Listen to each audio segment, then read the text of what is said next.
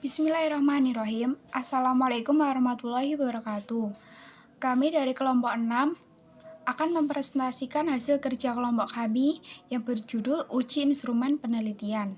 Sebelum itu, izinkan kami memperkenalkan anggota kelompok kami. Yang pertama ada Ahmad Husni Mubarak Al-Azizi. Yang kedua ada Lailatul Khairiyah. Yang ketiga saya sendiri, Lulukatul Khairiyah. Di sini saya akan menerangkan materi yang pertama. Pengertian uji instrumen penelitian. Instrumen penelitian adalah alat yang digunakan untuk mengumpulkan data penelitian agar data lebih mudah diolah dan menghasilkan penelitian yang berkualitas. Data yang telah terkumpul dengan menggunakan instrumen akan dideskripsikan, dilampirkan, atau digunakan untuk menguji hipotesis yang diajukan dalam suatu penelitian.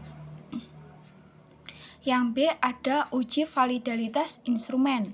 Validalitas instrumen dapat dibuktikan dengan beberapa bukti. Bukti-bukti tersebut antara lain secara konten atau dikenal validalitas konten atau validalitas isi, secara konstruk atau dikenal dengan validalitas konstruk, dan secara kriteria atau juga dikenal dengan validalitas kriteria. Di sini saya akan menjabarkan satu persatu. Yang A ada validalitas konten. Validalitas konten atau validalitas isi fokus memberikan bukti pada elemen-elemen yang ada pada alat ukur dan diproses dengan analisis rasional. Yang B, validalitas konstruk. Validalitas konstruk fokus pada sejauh mana alat ukur menunjukkan hasil pengukuran yang sesuai dengan definisinya. Definisi variabel harus jelas agar penilaian validalitas konstruk mudah. Definisi tersebut diturunkan dari teori. Yang C ada validalitas kriteria.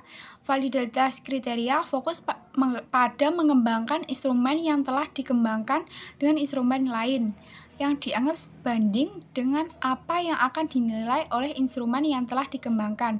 Ada dua jenis validalitas kriteria. Yang pertama ada validalitas kriteria prediktif, yang kedua ada validalitas kriteria bersamaan. Perkenalkan, saya Lailatul Khairiyah. Di sini saya akan menjelaskan materi yang ketiga, yaitu uji reliabilitas instrumen. Instrumen yang reliable adalah instrumen yang jika digunakan dalam kegiatan penelitian dengan suatu objek yang sama, maka akan menunjukkan hasil yang sama, meskipun pelaksanaannya dalam waktu dan kondisi yang berbeda. Reliabilitas instrumen dapat diuji dengan beberapa uji reliabilitas, yaitu test retest, ekuivalen, dan internal konsistensi. Internal konsistensi sendiri memiliki beberapa teknik uji yang berbeda. Teknik uji reliabilitas internal konsistensi terdiri dari uji split half atau Spearman-Brown, KR20, KR21, dan Alpha-Cronbach. Yang pertama yaitu test retest.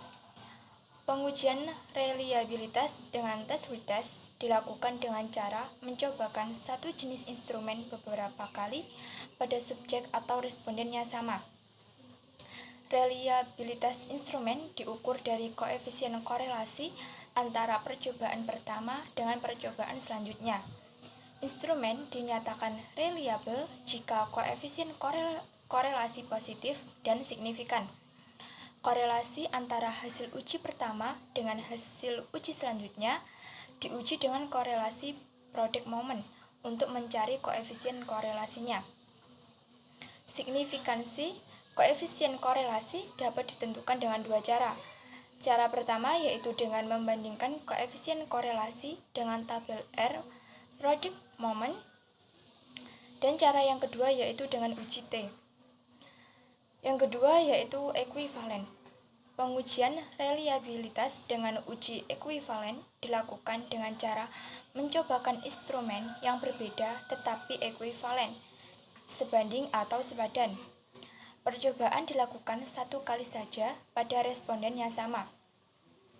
Reliabilitas instrumen diukur dari koefisien korelasi antara percobaan instrumen satu dengan percobaan instrumen yang lainnya. Instrumen dinyatakan reliable jika koefisien korelasi positif dan signifikan. Pengujian koefisien korelasi dilakukan seperti pada uji tes retest, yaitu menggunakan rumus korelasi product moment dan diuji signifikansinya menggunakan tabel R atau uji T. Yang ketiga yaitu internal consistency. Pengujian reliabilitas dengan uji internal consistency dilakukan dengan cara mencobakan instrumen sekali saja pada subjek penelitian.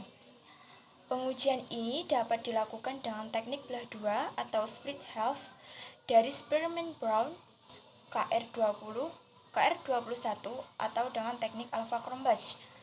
Hasil pengujian tersebut kemudian dianalisis dengan teknik tertentu tergantung jenis instrumennya. Untuk rumus split half atau Spearman Brown, KR20, KR21, dan alpha Cronbach dapat dilihat rumus yang ada di samping saya.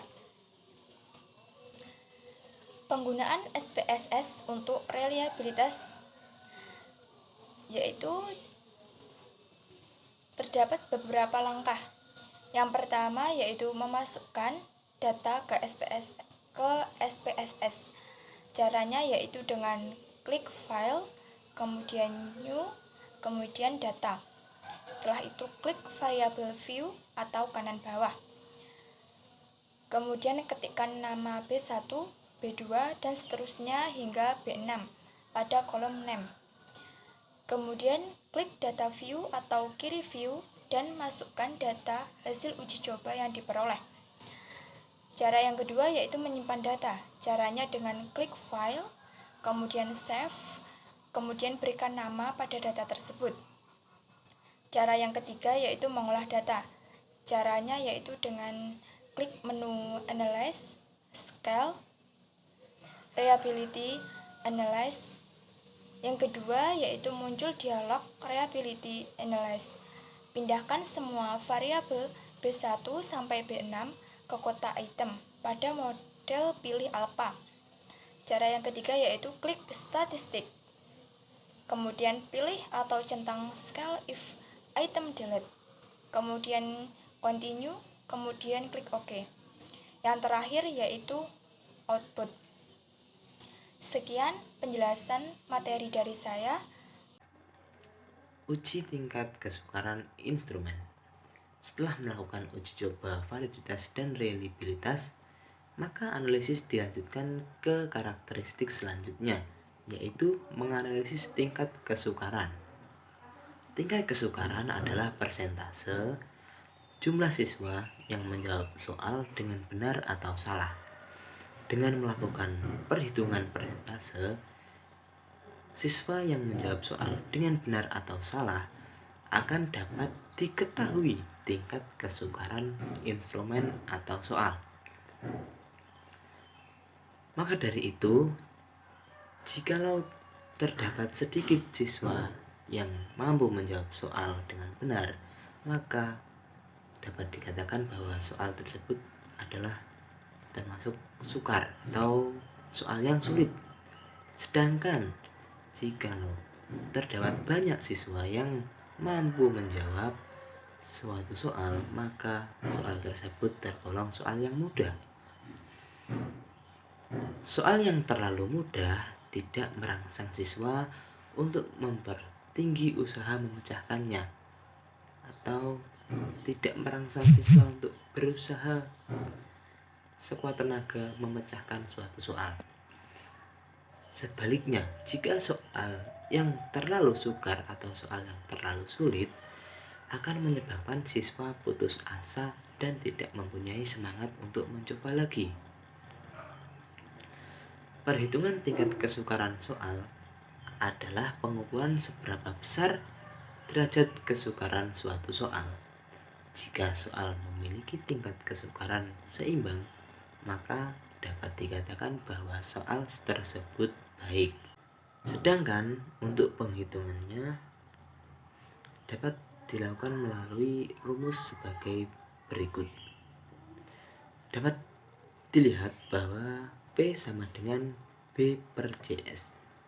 Keterangan P adalah indeks kesukaran. B adalah banyak siswa yang menjawab soal itu dengan betul. JS adalah jumlah seluruh siswa peserta tes.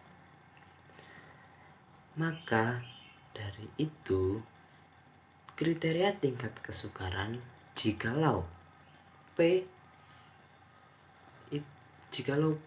0,00 atau kurang dari 0,30, maka soal tergolong soal yang sukar atau soal yang sulit.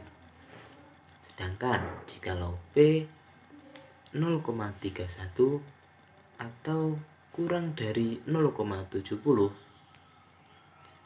maka soal tersebut tergolong soal yang sedang.